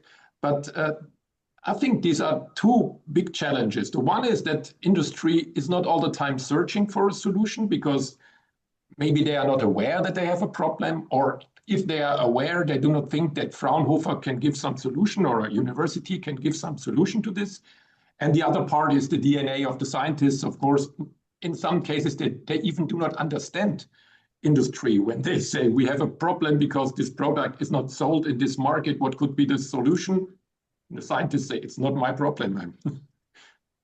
This discussion give a underlining that it is not so simple to link and bridge the research world and industry, because they have a very different character, different DNA. So we need time to bridging. Yeah, I guess not just within the science. It's not simple. Like within the science community, there are these different DNAs. I happen to be the basic science DNA. So you if you are ask, researcher. yeah, what are you talking about? But if we want to focus on this, it has to be a very focused program, like Professor Eisner mentioned. And also perhaps there's no magic solution. What works in Indonesia may not work in Germany. Yes. There are similarities, but we also have to be aware of these differences. But Professor Eisner mentioned about the youth involvement, which I want to touch further, because we haven't really touched much about the engagement of the young generation, which is obviously very crucial. And when it comes to Indonesia, well, I don't know about Germany with the population, but in Indonesia, we have this so-called demographic bonus in the coming decades, right? So which highlight the importance of population of the young generation. So I actually like to invite Mrs. Josephine in terms of engaging the younger generations in the business sectors and how we really tap on this potential. Mrs. Josephine, please. Yeah, well, thank you so much. Yeah, we talk about the role of the youth cannot be overstated. In every SDG Innovation Accelerator cycle, we see young professionals take bold ideas and turn them into actionable business models. And I think Dr. Hendrian is also aware of this.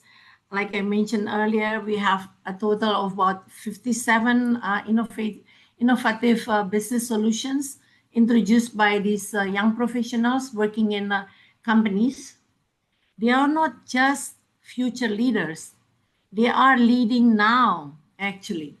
So when we empower youth with the right tools and space to experiment, they push boundaries we didn't know could be moved. It's just awesome when you talk to them. And, there's a lot there is that we can dig out. And that is precisely what innovation diplomacy needs, I think. Yeah. So I would probably like to, Ibu Intan, if I may, just, talk a bit about the mismatch. Yeah, go ahead. Let's step on that. Yeah. What businesses needs actually. Maybe I would refer to Dr. Hendrian. Sometimes we don't know what we don't know. So I think it's very important how we communicate, how we collaborate, not just work in silo. Scientists work on their own and the businesses also look solutions on their own. Why can't we, work together? What we see, I have a saying of one of a friend that says that actually, we are trying to build this business coalition to invest in seaweed. Okay, there's actually a lot of challenges, and a friend is saying that if you are looking into investing whatever in seaweed or whatever, you have to address, you work on what they call the devils. is the details and the data that we cannot find. Sometimes maybe it's there, but we don't know where it's there. We go to one place to say I don't have the data. The others say I don't have the data, but some say we do have the data. We just don't know where it is located and how we could extract the data. So I think, businesses wants to invest. Sometimes they have their money ready, but they just put it into silence because they don't want to invest not in when they don't have the data, or even they select or choose to invest overseas when we are pushing getting investment in the country. They are busy investing elsewhere. So how can we support the businesses? We look into the nations, the opportunity, and address what they call the data and the devils to support them. So it's the mismatch that I think we have an answer, but we don't have the answer. Yeah, thanks. Thank you. Yeah, I think that the languages, well, we talk about starting with the young generation. Of course, they also have different languages, but also the business has different languages. But let's touch something bigger. Like we have everyone sort of they have their own world, right? The scientists, the engineers, the businesses, the younger generation. But we all have the same issue. We have climate change. We have shortage of foods and water resources and so on. How we merge, business, which is very much business oriented, economic oriented, with something bigger of common interest. I know, Mrs. Josephine, you're working on this issue, but I also later want to hear from Prof. Eisner, because you also work on the food production issue, right?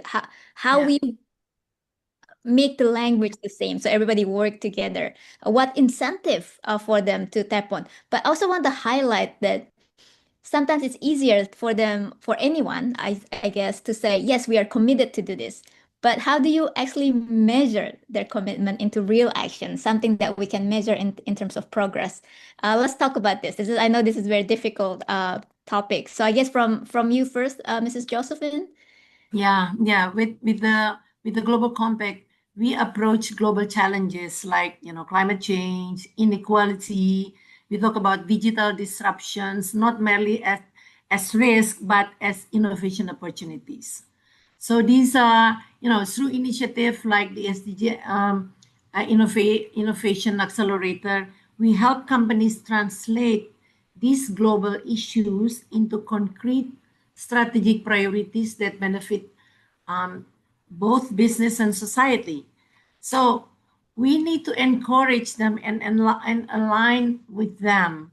We should offer for them the opportunities for them to contribute, but then we need to support them.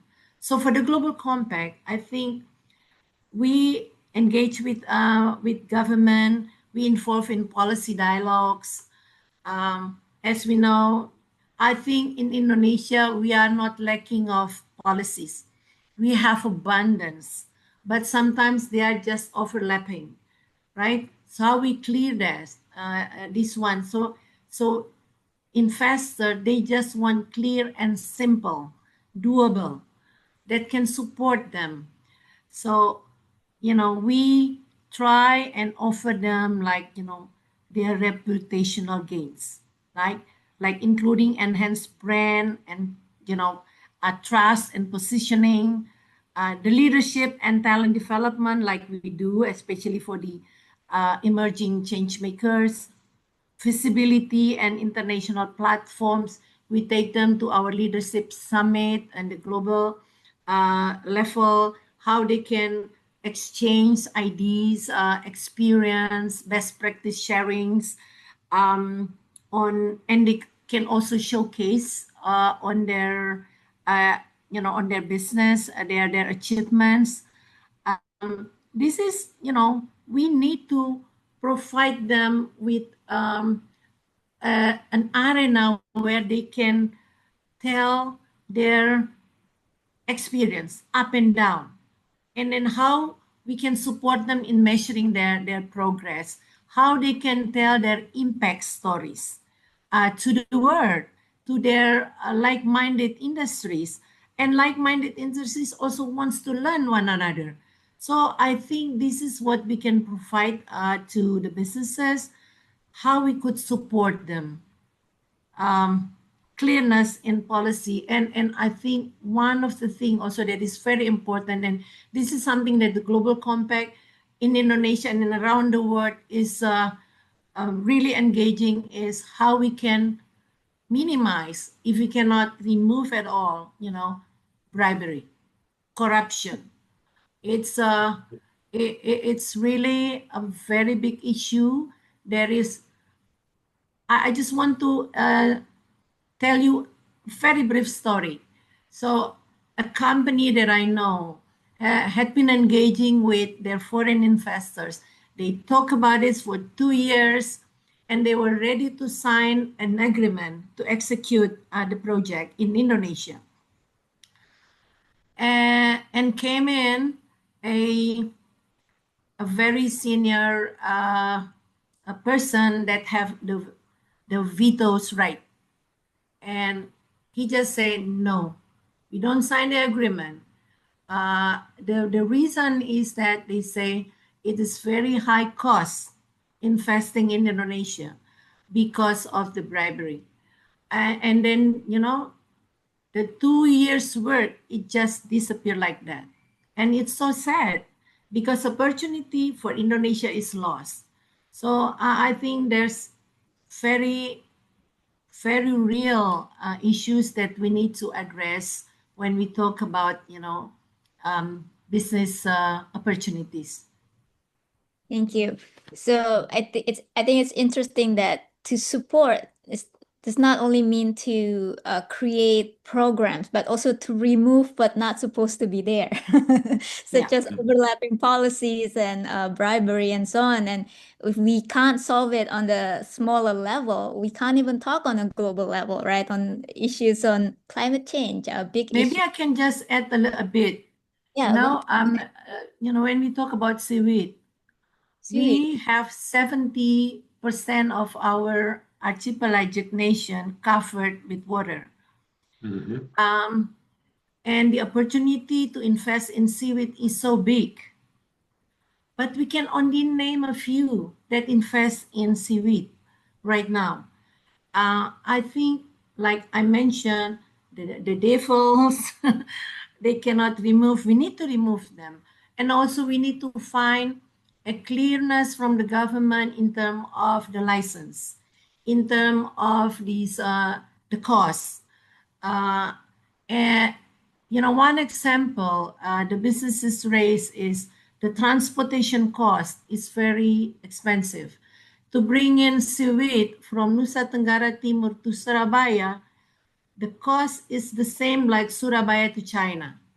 So we don't know what is wrong, where the wrong is, but this is something that Indonesia needs to address, needs to fix, because opportunities are there. The investors are ready to invest. They just, have to wait until everything is good. But when is everything is good? We lose momentum. Seems like we all have to work together on this issue. Everyone's working on their tasks. But thank you for your insights on that. So let's go back to how business sector can be an effective partner for tackling global issues. Prof. Eisner, perhaps would you like to add dimensions on the food industry or any industry that you're familiar to how to translate business to larger issues?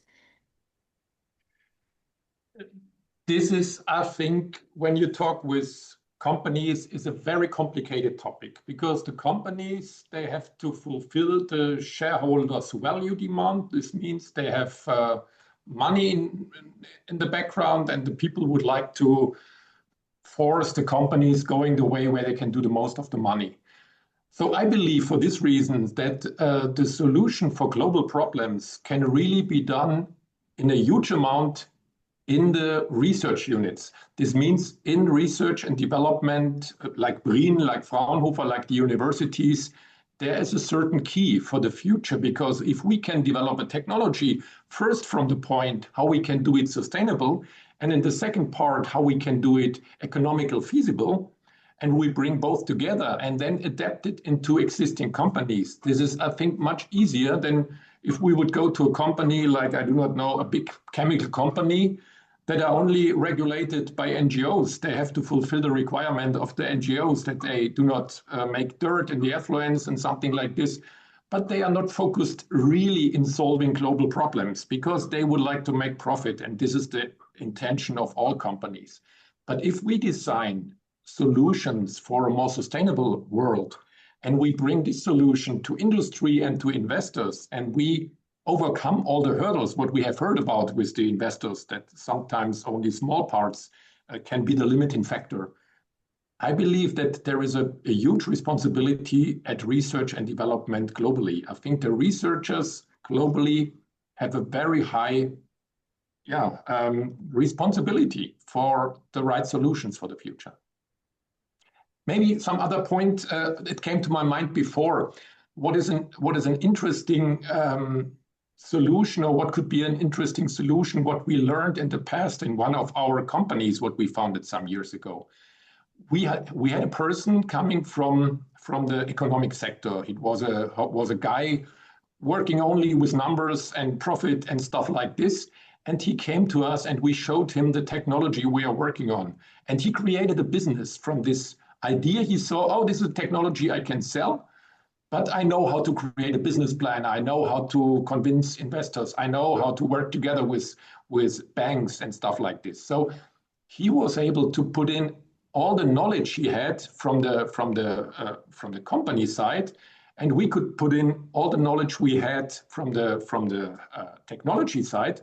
So in total, we came out with a very nice company that was created to produce proteins, what I mentioned before, from the sunflower residues. So sometimes maybe this can help as well, that we bring together people from totally different faculties to work together, and maybe they can then design the solution for the economic questions.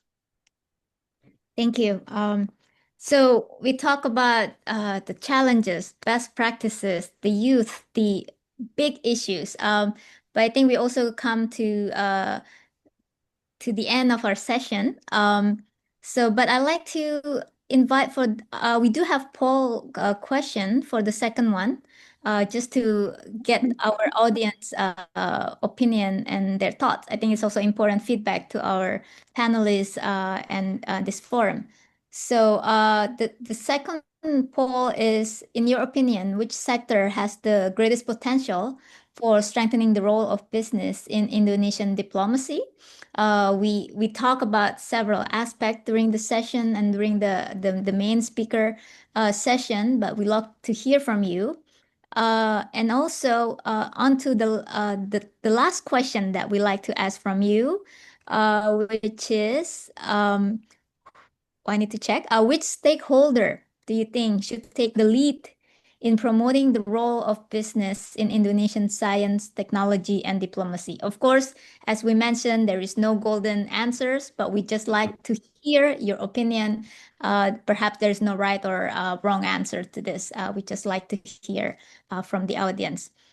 So please give us your thoughts, and also if you have any questions. But I think we have to start wrapping this session. And to wrap this excellent session, thank you very much for this back-to-back, back-to-forth questions between the panelists as well.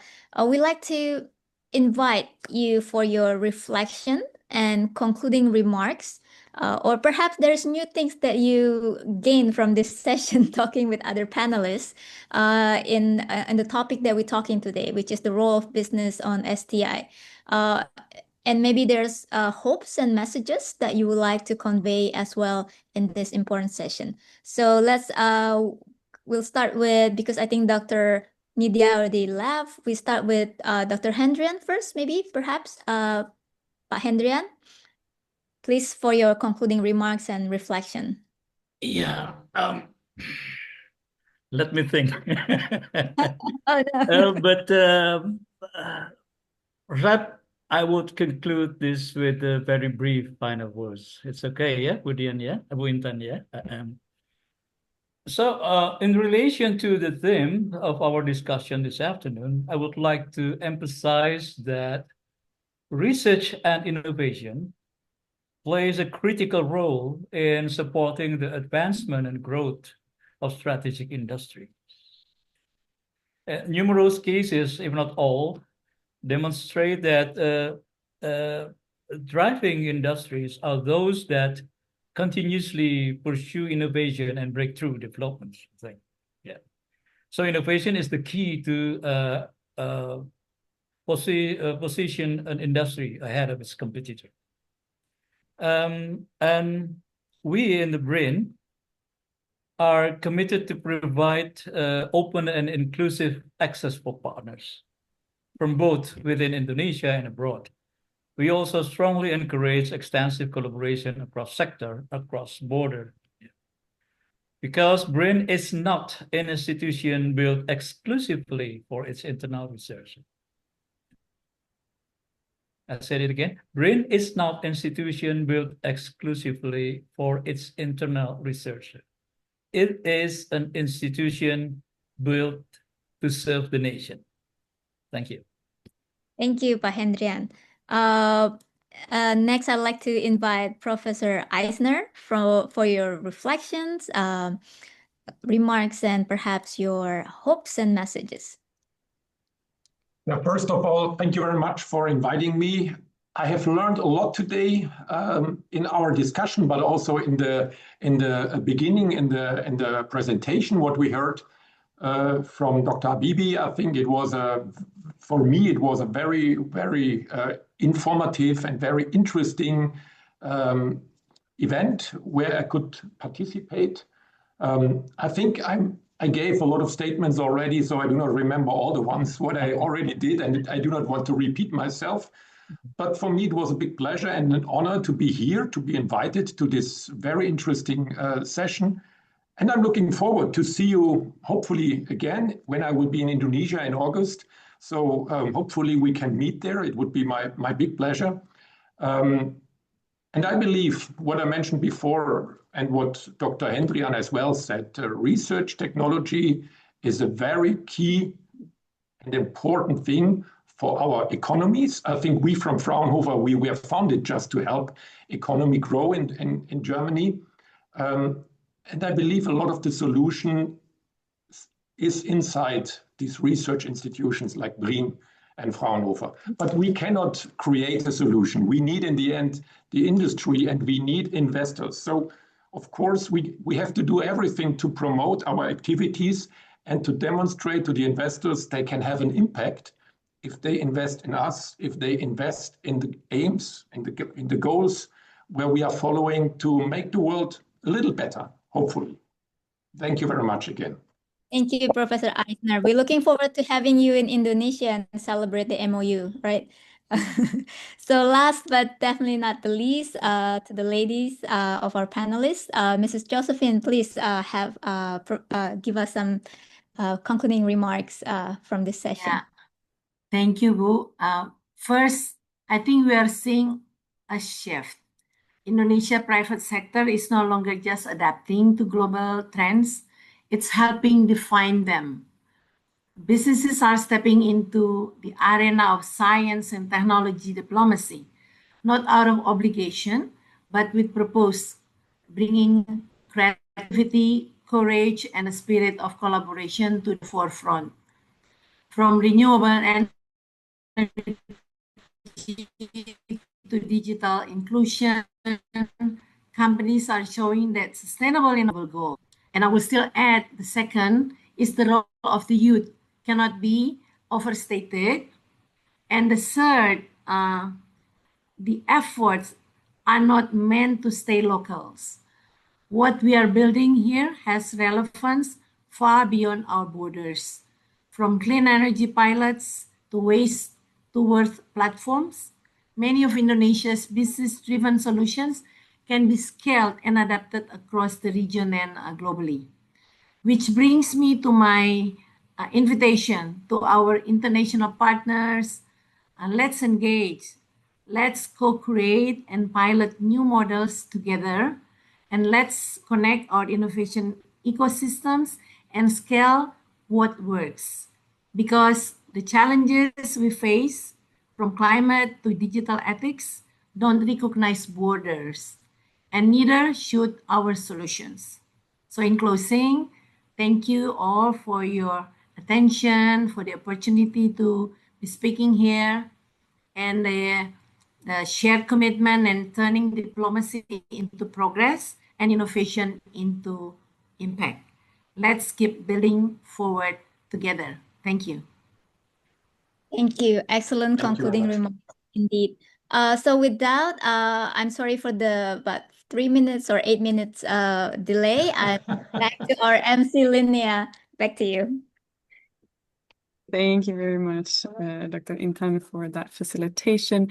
Thank you so much to our panelists for joining us in today's discussion, for sharing your insights, and for engaging with us in this dialogue on the perspectives on ways in which we can include businesses in the private sector, both in Indonesia, but also engage further on, also internationally, between Indonesia and international partners. It's been a real pleasure for me here, sitting behind the scenes to listen in, and I hope also that our attendees have learned something new, both about Indonesia itself, but also perhaps in ways that you, as different stakeholders, can also engage in collaboration with them. So thank you again to our panelists for your time, to Dr. Intan for the facilitation. We would like to conclude this part of the session with the panelists. Thank you so much. Thank you so much. Everyone. Thank you. Bye-bye. Thank you. Bye-bye. In closing, Bye. I would like to give a few words to summarize and say thank you to our attendees for joining us. Thank you to those who've joined this session, those who have joined all of the sessions in this workshop series, focusing on government's role as well as the academic and research institutions' role in the ecosystem. It's been a real pleasure to learn more about Indonesia and the way that they engage and contribute to the field of science and technology diplomacy. If you're interested in watching the other recordings, and if this is the first one that you joined, you can scan the QR code here on screen and find more information on the speakers that were engaged in those sessions, as well as watch the full recordings. You can also learn about the other workshop series that we conducted on Thailand, on Kazakhstan, and Malaysia. If you're interested, you can scan the QR code. As I mentioned, we conducted a big mapping exercise, and which included in a report, the Asia-Europe Science and Technology Diplomacy Report as of last year, and you can read the full report, which includes also a specific chapter on Indonesia, the country report as we coin it. So if you're interested in learning more about Indonesia, you can have a look at that as well. On behalf of the Asia Europe Foundation and us here at the Education Department, thank you so much for joining us. Thank you for your time. To, of course, BRIN for the partnership on this workshop series, to all of our speakers who have contributed throughout the last couple of weeks as we have explored the system in Indonesia. We're very much looking forward to also Indonesia hosting the World Science Forum next year, and ways in which we can contribute to that as well. Hope to be able to see you in Indonesia for that forum. In this field of Asia-Europe science work that we're doing here at ASEF, we're also conducting, in spirit of the contributions made here today by our speakers on the importance of youth in this field, we are conducting a pilot training, and we're also hosting a youth summit on science and technology diplomacy later this year. So if you're someone who is currently working within government as a young diplomat or otherwise within the policy sector, or you're in the academic world as a research or science manager, we encourage you to apply to this open call that we are now opening. You can find more information on this by either emailing us at scitech@asef.org or by visiting our website. With that, I know that we're a couple of minutes overdue, so I thank you for being with us. Thank you for your patience, and I wish you a good rest of your day if you're joining us from Europe, and a good rest of your evening if you're joining us from Asia. Thank you all very much. Thank you. Thank you very much, Bye-bye. Linnea, for the great Thank you. organization. Thank you. Thank you very much. Thank you. Bye-bye. Bye-bye. Bye.